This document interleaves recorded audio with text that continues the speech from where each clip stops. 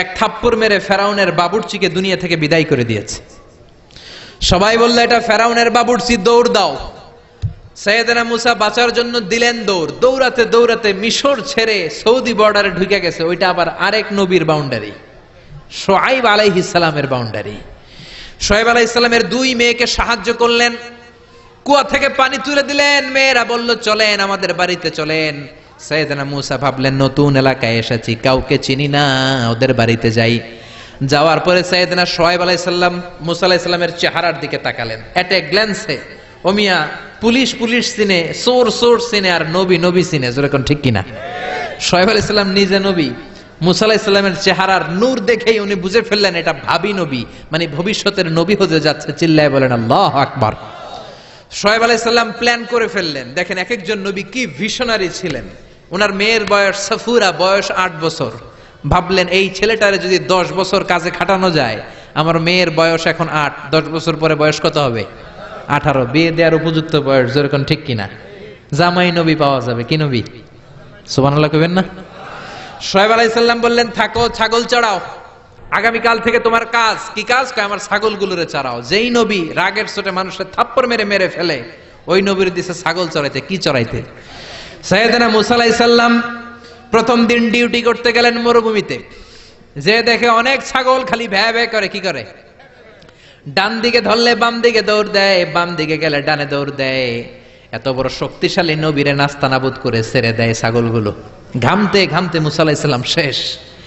Duty শুরু হলো, বছরের পর বছর যায়, নবী মুসার রাগও কমে না, ছাগল চড়ানো বন্ধ হয় না। আল্লাহর প্ল্যান, 10 বছর মুসা আলাইহিস সালামকে ছাগল চড়ানোর রাখালগিরির দায়িত্ব দিলাম, যাতে মেজাজটা ঠান্ডা হয়। কারণ ফেরাউনের মেজাজ নরম না গরম?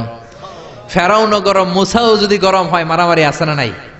এজন্য আল্লাহ বললেন ফাকুলা লাহু কাওলান লাইনান লাআল্লাহু ইয়াতাযাক্কারু আও ইয়াখশা।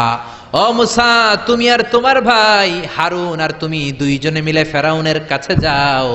তোমার মেজাজটা দিয়েছি গরম, কিন্তু জিহ্বা দিয়েছি নরম।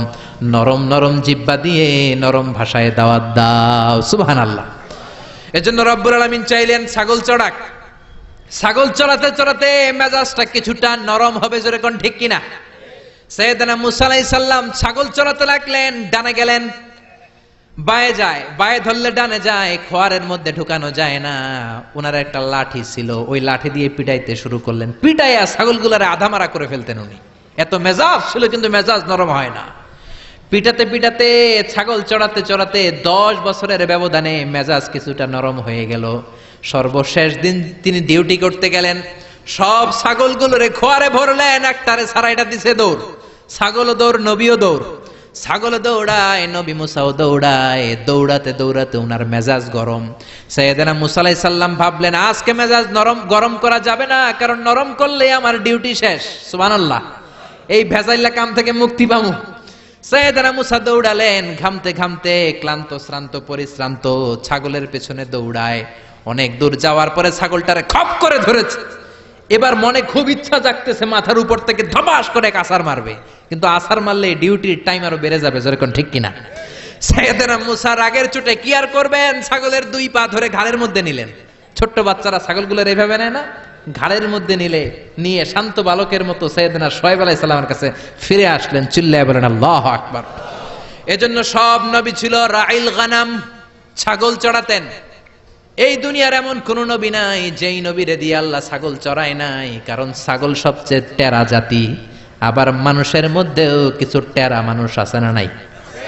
এই দুনিয়া এখন তো সেই দুনিয়া নাই, মানুষ নামের মানুষ আছে, দুনিয়া বোঝায়।